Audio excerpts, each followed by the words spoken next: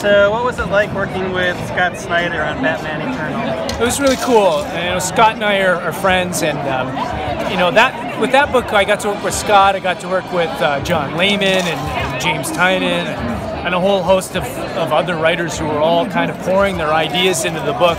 And so, it's always cool to work with Scott. I'm hoping to work with him some more in the future on something. We've been talking about it for a long time.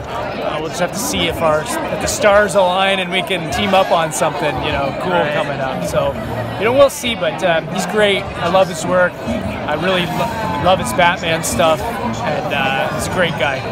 What are your thoughts on the new Justice League stuff that they just announced? The dark and the new.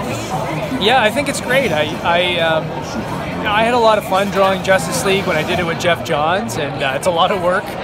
It's one of those things where it's really cool to work on a book that's that big, but it also kills your life. You have no life. You're just drawing 24/7 because there's so much to draw.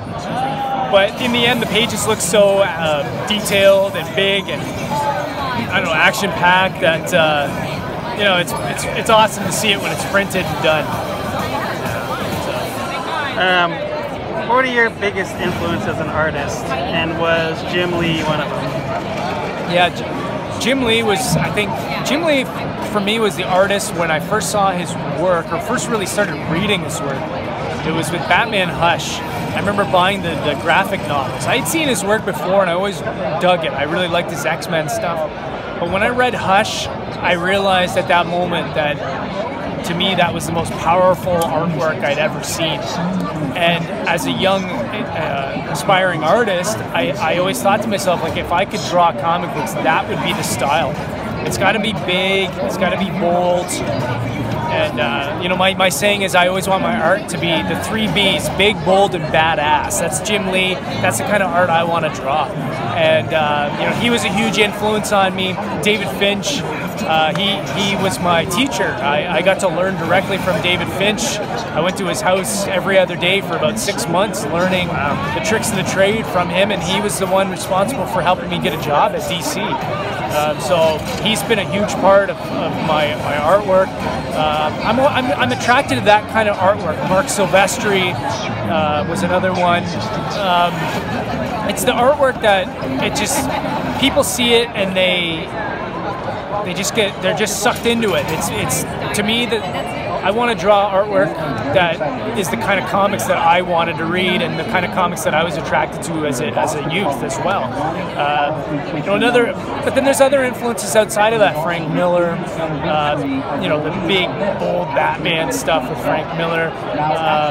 Gary Frank is one of my biggest influences right now. I've really gravitated towards his work and I want to try and capture more of the emotion that he can elicit out of his characters. I try to bring some of that into my work. Bernie Wrightson was another big one as well.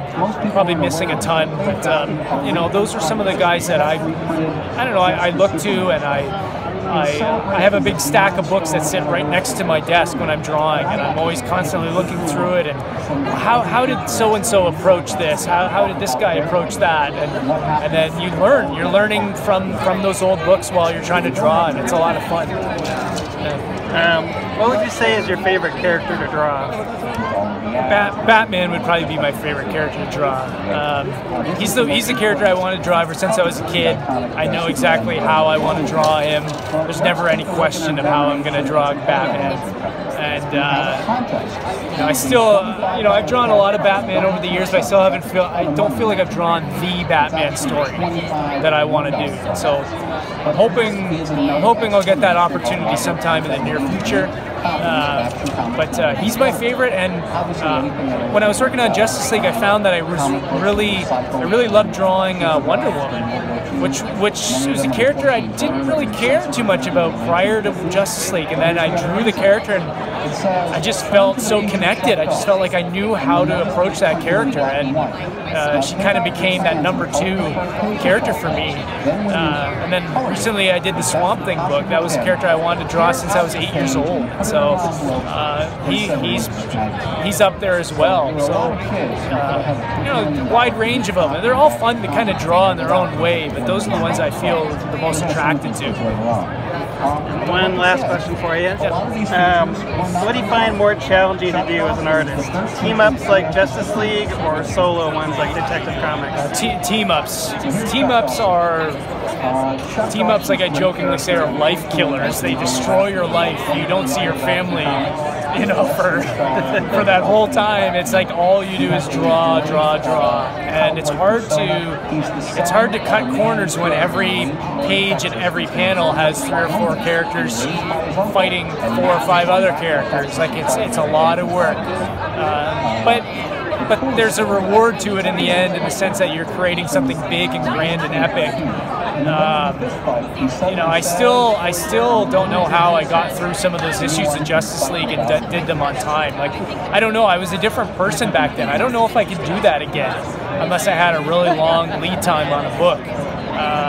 You know, solo books have their challenges as well. You know, you can't fill up the panel with tons of characters. You have to, it's more negative space and whatnot, but you know, it's a lot easier to draw those kinds of books.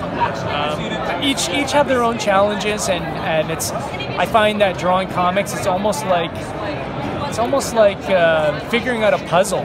Every day you're figuring out a puzzle. How do I place these characters on a page so that it's attractive, so that the reader can easily read everything, and that they can fit the letters and the balloons on there as well. And it's a puzzle trying to figure that out sometimes, and you just hope that you're doing a good job, whether it's a team book or a solo book. You hope that you do the best job that you can.